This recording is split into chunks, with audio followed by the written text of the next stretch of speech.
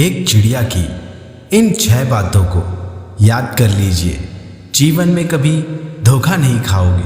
मित्रों, वे 6 बातें कौन सी हैं? यदि जानना है तो वीडियो को अंत तक देखना होगा। जय श्री कृष्ण दोस्तों, स्वागत है आप सभी का ज्ञानपूर्वक चैनल में।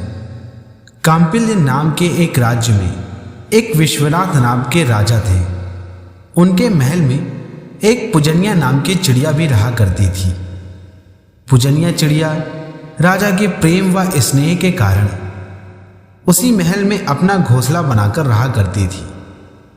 एक दिन जब विश्वनाथ को पुत्र की प्राप्ति हुई तो सौभाग्य से चिड़िया ने भी उसी दिन एक अंडा दिया, जिसमें से चिड़िया का एक बच्चा हुआ।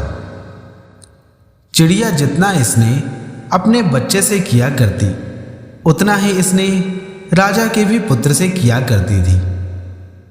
चिड़िया जब भी कभी बाहर घूमने के लिए जाती तो बाहर से 2 फल लेकर आती, जिसमें से एक फल अपने बच्चे व एक फल राजा के पुत्र को भी दिया करती थी।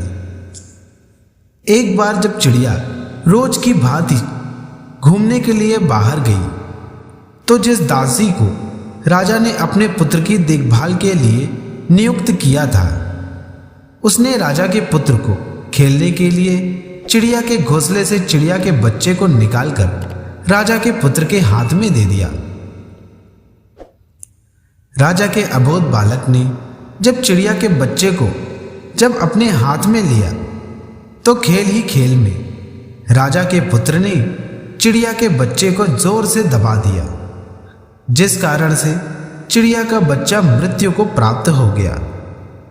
जब चिड़िया वापस घूमकर अपने घोंसले में पहुंची तो अपने घोंसले में अपने बच्चे को ना पाकर उसे इधर उधर ढूंढने लगी। जब चिड़िया की नजर राजा के बच्चे के हाथों पर गई तो उसने देखा कि राजा के पुत्र के हाथों में उसका मृत बच्चा पड़ा हुआ था, जिसे देखकर चिड़िया रोने लगी। वहीं पर राजा को खड़ा देखकर चिड़िया का दुख क्रोध में बदल गया। चिड़िया ने राजा से कहा, अरे दुष्ट राजा, तूने अपने पुत्र के हाथों मेरे नन्हे से बच्चे को मरवा डाला। तुझे तो सभी शास्त्रों और नीति का ज्ञान है, फिर भी तू यह भूल गया कि जो शरण में आया हो, जो भूख से व्याकुल हो, जो शत्रुओं से जान बचाकर भाग रहा हो और कई सालों से अपने घर पर निवास करने वालों की सदैव रक्षा करनी चाहिए। यदि कोई मनुष्य इन सभी की रक्षा ना करे तो वह कुंभपाकम नरक का भागी होता है।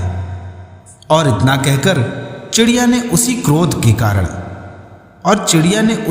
के कारण राजा के पुत्र की दोनों आंखों को अपनी चोंच से फोड़कर ऊपर की ओर उड़ गई।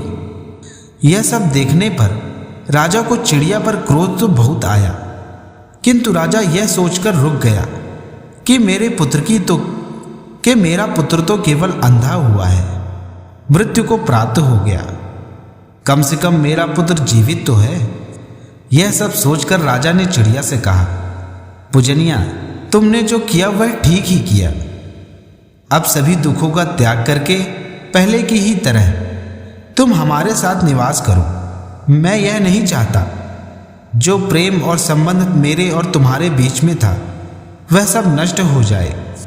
राजा की बात सुनने के बाद चिड़िया ने राजा से कहा, हे राजन, मैं अपनी ही तरह तुम्हारे पुत्र प्रेम को भी समझती हूँ, किंतु राजन, मैंने तुम्हारे पुत्र को नेत्रहीन कर दिया, इस कारण से मैं अपराधीन हो गई हूं।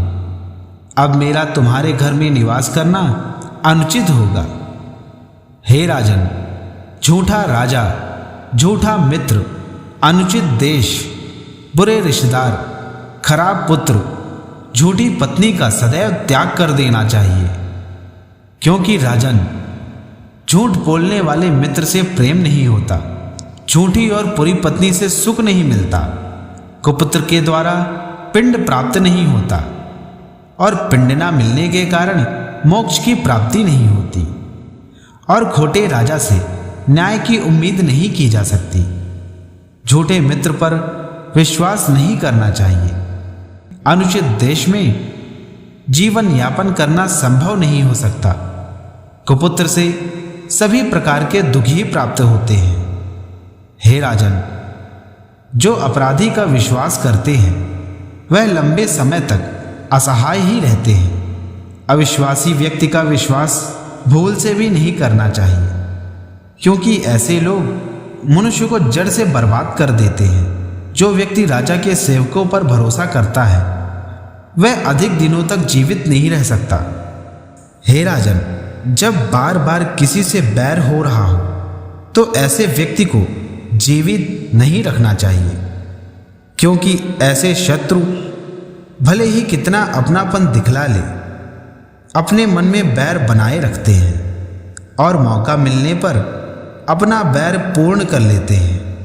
राजन, शत्रु, कर्ज और अग्नि को यदि थोड़ा भी शेष छोड़ दिया जाए तो यह एकत्रित होकर बढ़ जाता है। इसीलिए हे राजन, इन्हें जल्द से जल्द समाप्त कर देना चाहिए।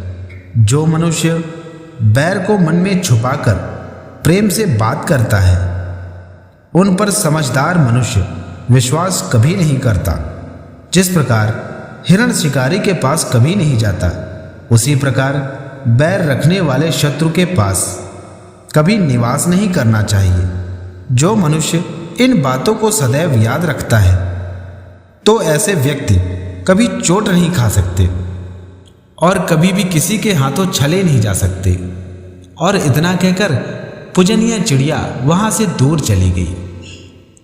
तो मित्रों, आज की कहानी बस इतनी ही। आशा करते हैं आपको हमारी कहानी अच्छी लगी हो।